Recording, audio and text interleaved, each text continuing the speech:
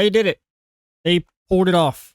Playground Games seems like they actually are going to create a good Fable game.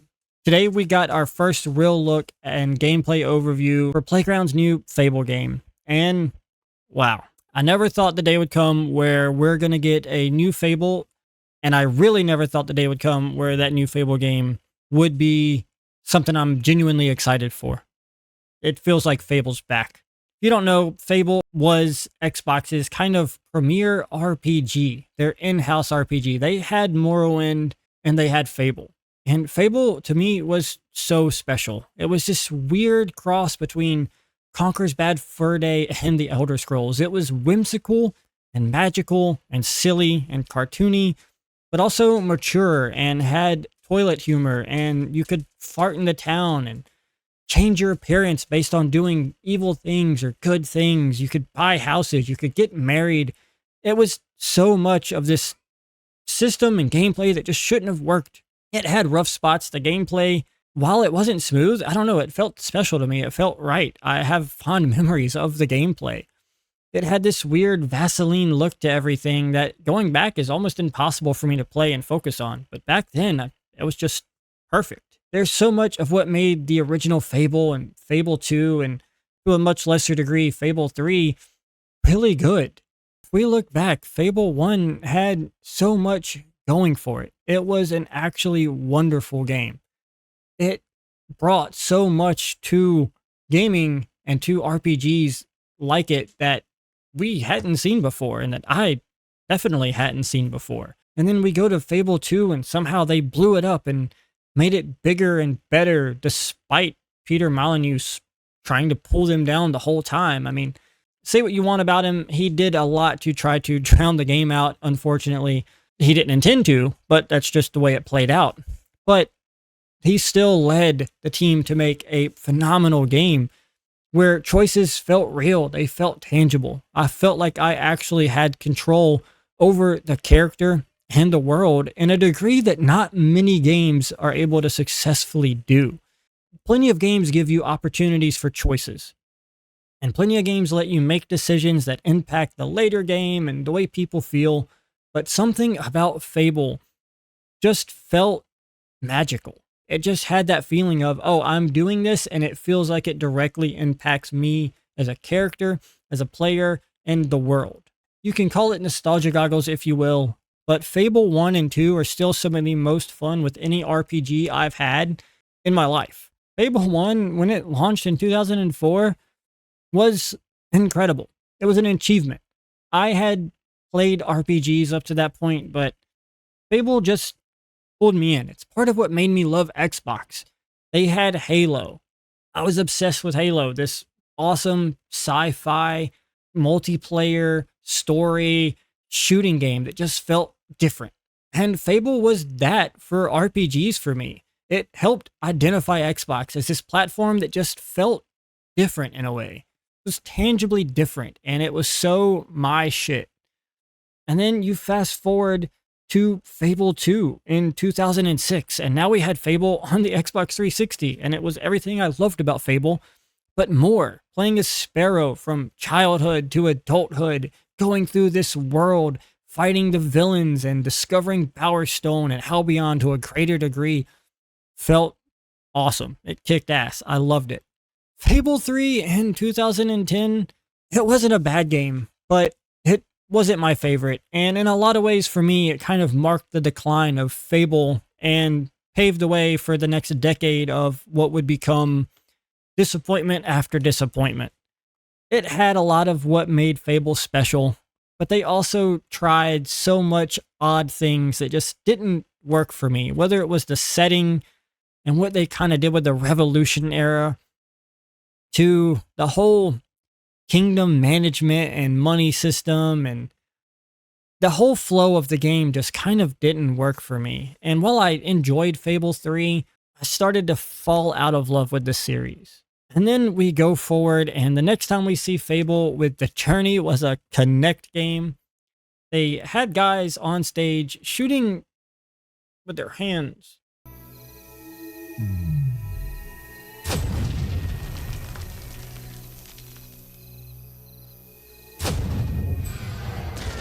It had Fable's look, but it was not Fable. And at that point, I'm like, okay, maybe this thing that I love is dying. Maybe it's wilting away.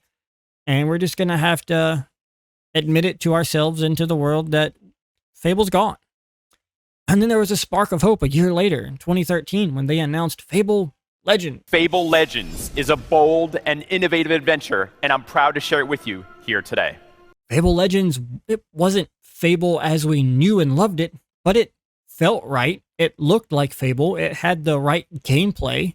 It was a 4-player online co-op dungeon crawler kind of game where a 5th player played the dungeon master, if I remember correctly, and 4 players kind of went through the dungeons their own way, and it was different. But this was at a time when live service wasn't the death knell that it is today, and it didn't mean immediately that, oh god, your game is going to be money grabbed and MTX microtransactions forced down our throat, and it just wasn't as bad back then. An online Fable that I could play with my buddies didn't seem horrible. It wasn't Fable 4, but I got more Fable, and it looked like Fable, and I was excited. But unfortunately, that never panned out, and we never ended up seeing Fable Legends.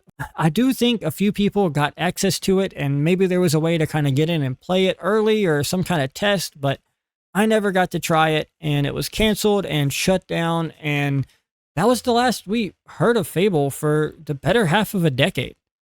And then we started to hear little rumblings. They were going to reboot Fable. We're going to get a new Fable, a new big single-player RPG Fable. And then those rumors kind of morphed into Playground Games is making Fable. And that was equal parts exciting and scary. Playground Games, they made some of the best racing games ever. The Forza Horizon series is and was phenomenal. They made these sprawling, beautiful open worlds, but they were a racing dev. How could they make a giant narrative RPG? How could they translate Forza Horizon into Albion and have the charm and the world and the gameplay that we loved from Fable? And then we saw the first trailer, and it was just a CG, but you could see that they had the humor and the charm in the right place. And then we saw another trailer, and we kind of started to ramp up this feeling of, oh, maybe Playground has it. Maybe Playground can do this. And then today, we finally get the gameplay overview, and Fable is back. I almost can't believe it. Fable is back. We haven't played it, and this could all fall apart in 6 months when we get our hands on the controller and the mouse and keyboard, you know, what have you. But it feels like Fable's back. So right off the bat, when looking at the new gameplay overview, you can immediately tell that this dev team really likes Fable and the world they're making, and is really invested and passionate about the game that they're creating. And that's great to see. You can really tell when a team is doing something because they're told to do it or because there's financial incentive, versus when a team truly, truly loves what they're doing. I mean, take Larian with Baldur's Gate 3, for example. You can tell that team truly enjoyed making that game, and it showed. And I got the same kind of feeling watching this with Playground Games. I mean, little details like the chicken from past games, the fun call out, but the chicken chaser, when you kick the chicken, all the way to when you turn enemies into a chicken, after a brief period, they turn back and they briefly act like a chicken. Like their brain is scrambled and they still think they're a chicken, and it's hilarious. Little things like that add that Fable touch, and they did it so well here. So just like previous Fable games, you start as a child, and as this child, you find out that you have powers and are a hero. And soon after that, your granny dies and you start your adventure. You go to the Heroes Guild. Yes, the Heroes Guild is back, as well as Bowerstone. The town of Bowerstone is fully realized, and it kind of gets crazy.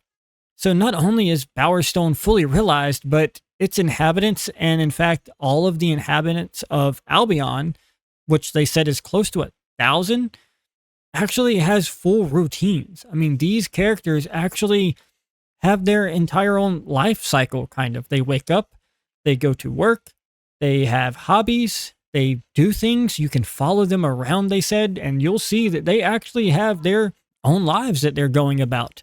Maybe you're involved in that. Maybe you own a business and they're one of your employees and they're going to work at your business that you control. Maybe you own a house. Classic Fable fashion, of course, you can buy houses, not just one, but many. Maybe you own their house. Maybe they live in one of your abodes. Maybe you evicted them. You can evict them, and they will be homeless on the street and not be happy about that. Of course, they've kept things like you can get married multiple times, they said, and have kids multiple times.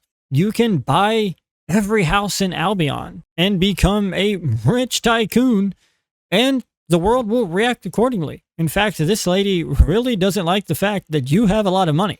Not only are they recognizing things like this that made Fable great, I mean, how easy would it have been for them to have just kind of turned Fable into another Elder Scrolls or Avowed, and it's just this, nothing against those games, but it's just kind of a standard RPG where it's a grand story and you have quests and interactive things, and they just kind of ignored the Fableness of buying a house and getting married and interacting with townsfolk in mundane ways. But they didn't. They went in on it. They recognized that and they blew it up times 1,000, literally.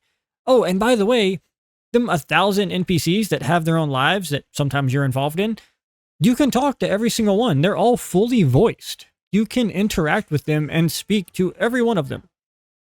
Like, you might buy a business and grow that business, hire some employees, and then give them a place to live. Maybe you're a great landlord and you're like, you know what? Your rent's really low because you work for me and I take care of my employees. Or maybe you're an asshole boss and you make their life hell at work. They hate you and then you evict them. The nuance here and the stuff you could do with the world is kind of insane. Now, of course, this is just Bowerstone and the cities. There are new places too. They mentioned that if you head towards the north, there will be this mountain system, a craggy coastline and a marsh, and you'll find the city of Bloodstone, a city that is evidently embroidered in a giant gang warfare that you kind of, I'm sure, have a quest line for and kind of find your way to balance. Maybe you can choose which gang wins or which gang to help or play them both against each other. So it seems that like each of these locations are probably going to have a unique identity and something going on that you can get involved in. And again, they all have NPCs that are moving around that you can interact with. Do you want to buy a house in every town in Albion? I do, and I probably will. Maybe I'll get married in every town in Albion. I'll have kids running around all over the place. And I'll grow on to be the hero. Oh, by the way, the Heroes Guild returns, and that is another quest line I'm sure that we'll take. It has a leader, and you are the first hero in generations. Heroes, if you don't know, are kind of the powerful beings in the world of Albion where they can control magic and draw in, magic resources and use special abilities. Of course, you choose skills and abilities and which to focus on. The 3 skill trees from past Fable games are back. You can choose where you focus your skill points and how you build your character out. And that's going to lead to different skills and different abilities that you apply in different ways. When it comes to melee, you're going to have light and heavy attacks. This kind of shifts combat, it looks like, where you can stagger enemies or do light attacks, which is kind of nothing new for games. We've had like the stagger mechanic and light heavy attacks, but this looks grounded in a way that, I don't know, I'm excited about. It looked fun. Enemies can also kind of block your melee, and you might have to switch to a ranged weapon to throw them off, or switch to magic, or there's a flying enemy with this like lantern head that he holds out and you need to shoot the lantern. Obviously, melee's not going to work against him.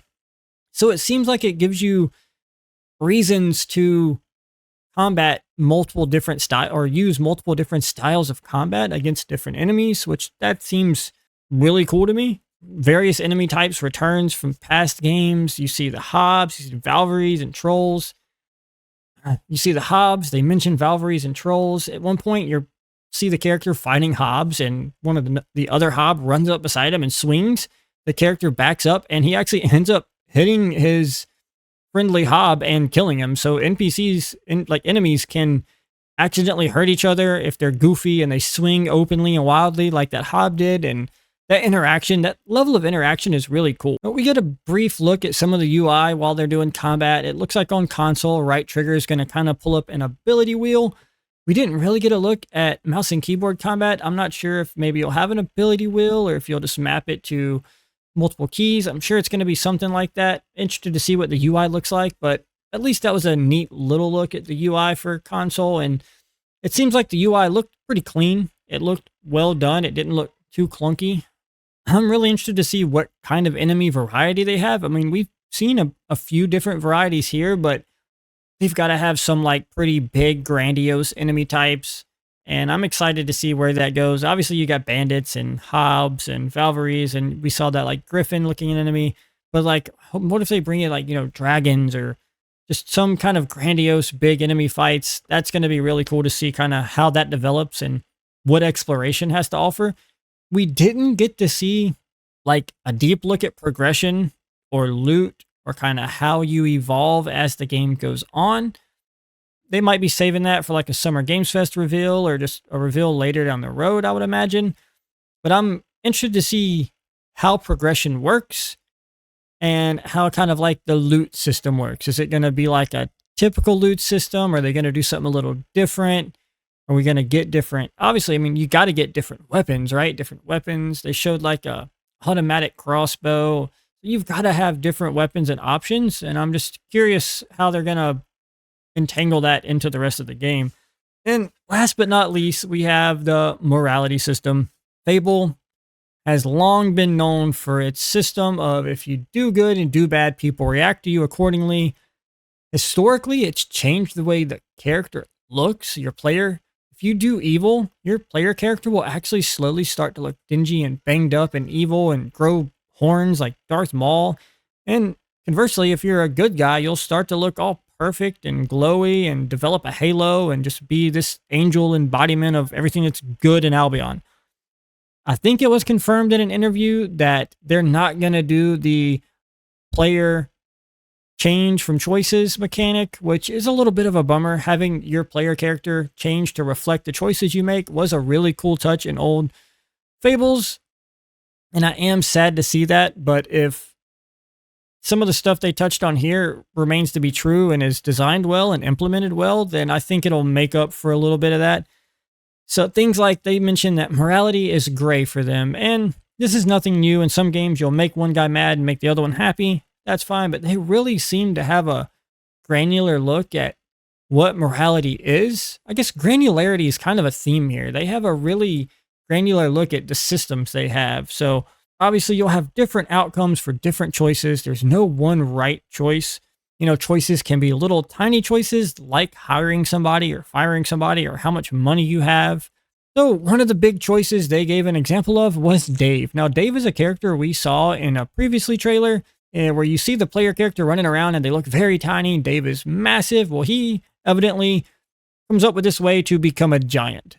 And when he's a giant, he's not too nice and you have to deal with him. And you can do that by killing him or letting him live.